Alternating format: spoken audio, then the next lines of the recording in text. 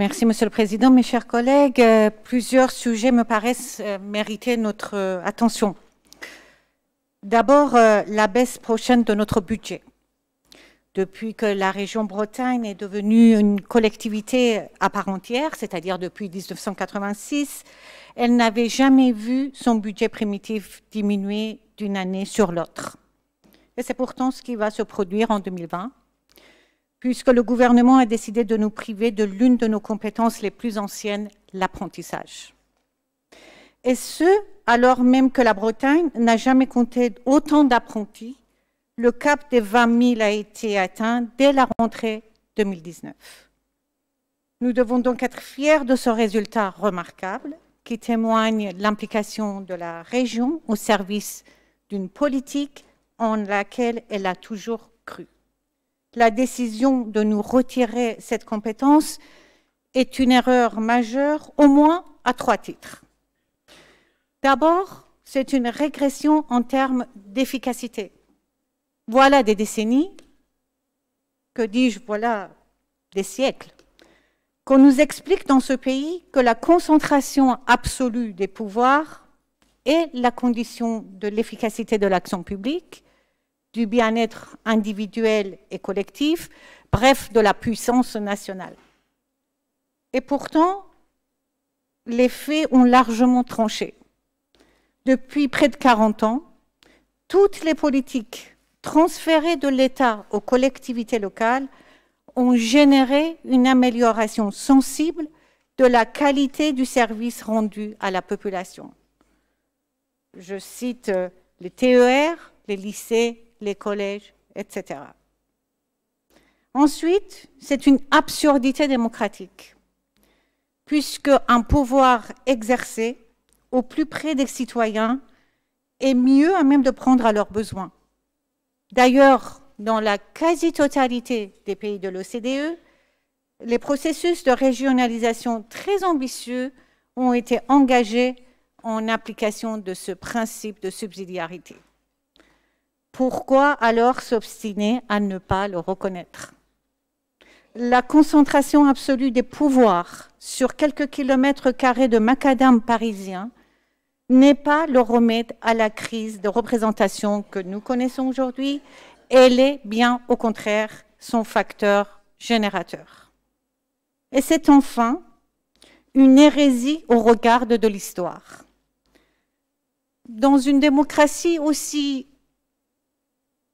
instable que la nôtre, la colère et les frustrations populaires se nourrissent aussi du fossé qui se creuse entre le fantasme de l'omnipotence de l'État d'une part et l'étalage de son impuissance d'autre part. Refuser de prendre en compte la réalité des territoires, priver nos collectivités de recettes dynamiques et d'une capacité à adapter les normes, c'est préserver dans l'erreur.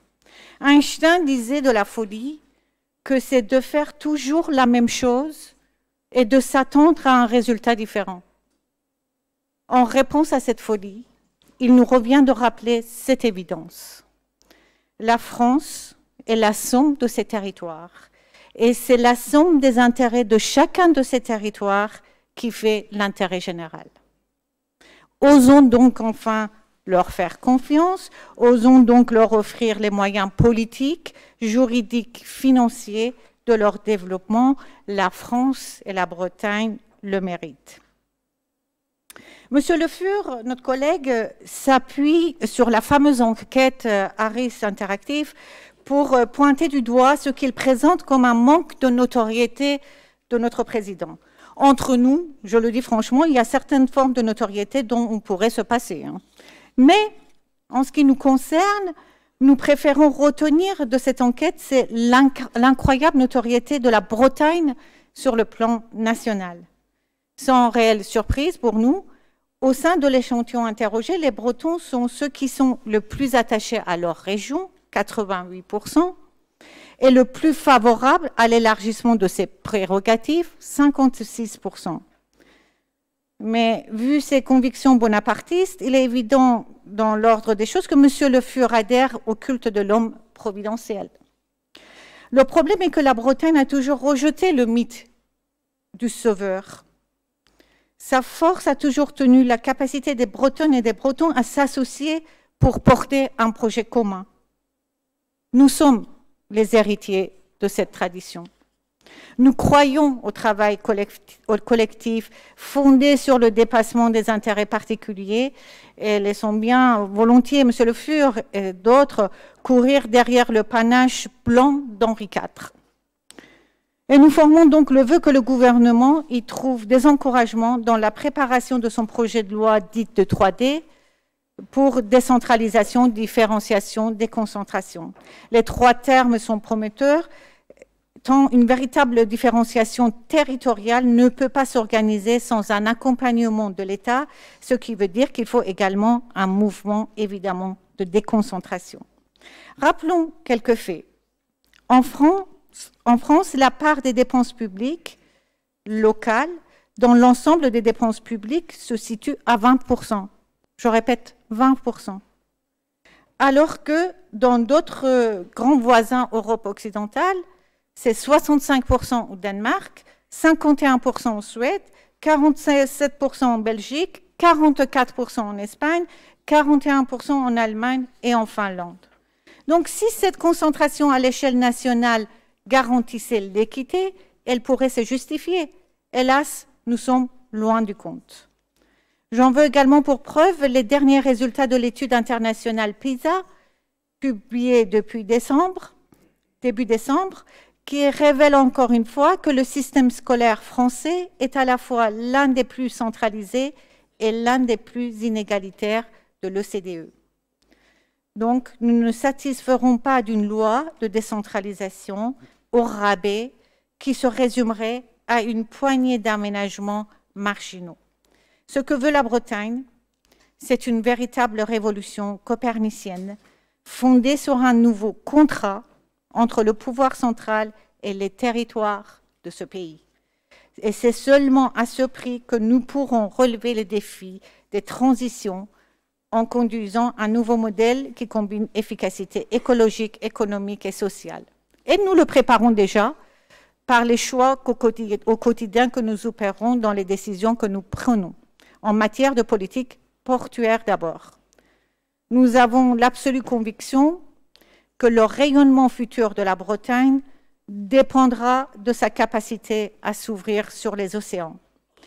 L'un des défis auxquels nous avons à répondre est celui de renforcement de nos infrastructures portuaires dans un contexte de concurrence européenne exacerbée. Vous l'avez dit, le résultat des élections législatives au Royaume-Uni nous conforte encore dans ce choix. Les électeurs britanniques se sont prononcés une deuxième fois en faveur d'une sortie de l'Union. C'est désolant, mais la Bretagne doit s'adapter en acceptant l'idée que son plus proche voisin, qui a été longtemps pour elle un partenaire de cœur, va devenir un concurrent. Et c'est dans ce contexte que nous avons pris la décision de désigner un nouveau concessionnaire pour les ports de Saint-Malo et Cancale. Ce que nous en attendons, c'est une dynamisation des activités économiques de ces places portuaires, leur transformation environnementale, ainsi qu'une meilleure intégration dans leur territoire. Les objectifs poursuivis dans le cadre du projet de développement du port de Brest sont également très proches. Les nouveaux espaces de promenade ont été ouverts au public début novembre au terme de 2 années de travaux. Le défi qui consistait à faire le lien entre le terminal industriel et la ville a été pleinement relevé. En revanche, le chantier du quai EMR a dû être arrêté cet été en raison d'une déformation de sa structure métallique. Cette suspension n'est évidemment pas une bonne nouvelle, mais elle n'aura aucune incidence sur les futures activités industrielles du polder, heureusement. Ce qui se construit à Brest, c'est un port à la pointe de la modernité, capable de tirer son épingle du jeu à l'échelle internationale et complémentaire avec les autres places portuaires bretonnes. Un autre combat vital pour la Bretagne est celui de son accessibilité, de son ouverture au monde. Dans ce domaine, il faut se réjouir de la réouverture de la ligne aérienne Quimper-Paris le 25 novembre dernier. L'offre retenue, celle de la compagnie Chalair, est réellement attractive et doit permettre à terme une augmentation du trafic indispensable à la viabilité économique de la ligne. La région est pleinement consciente du rôle de cette infrastructure pour le désenclavement de la Cornouaille et c'est pourquoi nous allons soutenir l'opération dont nous sommes le premier contributeur aux côtés de l'État, des OPCI, du Cornouaille et du département du Finistère. L'autre actualité, c'est l'accord qui vient d'être trouvé sur le régime indemnitaire des agents de la région. Les négociations ont été dites, n'ont pas été faciles, elles ont même été parfois âpres et se sont poursuivies jusqu'à la dernière minute. Mais cela rend encore plus positif le compromis qui s'est dégagé. Un compromis qui révèle la qualité du dialogue social au sein de notre institution, un compromis surtout qui traduit en actes ces principes de solidarité et équité. Et pour cet accord, notre collectivité témoigne de l'intention qu'elle porte aux conditions de travail de ses agents, à ce capital humain si précieux qui constitue sa première richesse. La Bretagne, je l'ai dit, elle est solidaire de chacun de ces territoires qui la composent, mais elle a aussi à cœur son intégrité d'ensemble et continue à vivre comme une injustice l'amputation qu'elle a subie lorsque le pays nantais lui a été arraché. Nous refusons le statu quo, nous l'avons toujours fait et nous continuerons à le faire.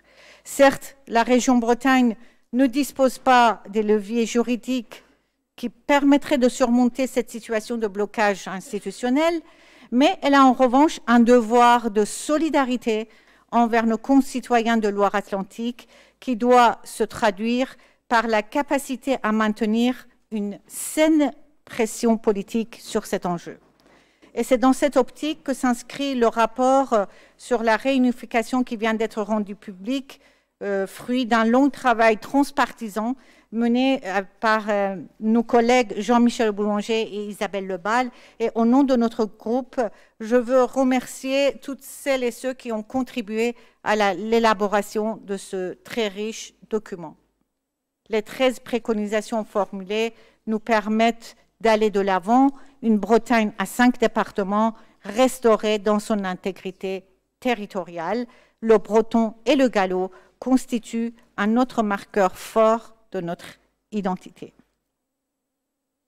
Ça a été dit aussi que le ministère public vient de relancer la chasse aux tildes. Nous tenons à saluer, Monsieur le Président, le soutien que vous avez apporté aux parents du petit Fanche, né à Brest le 18 novembre dernier, dont le prénom a été rejeté par l'état civil en raison de sa graphie bretonne.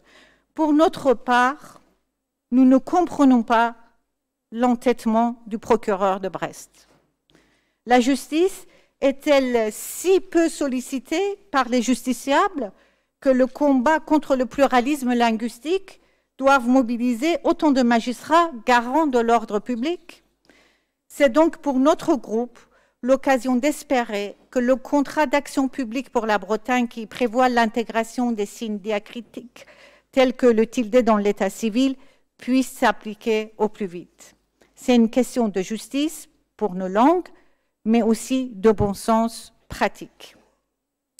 Cette affaire qui pourrait paraître anecdotique pour certains, peut-être parisiens, témoigne en réalité d'un problème fondamental.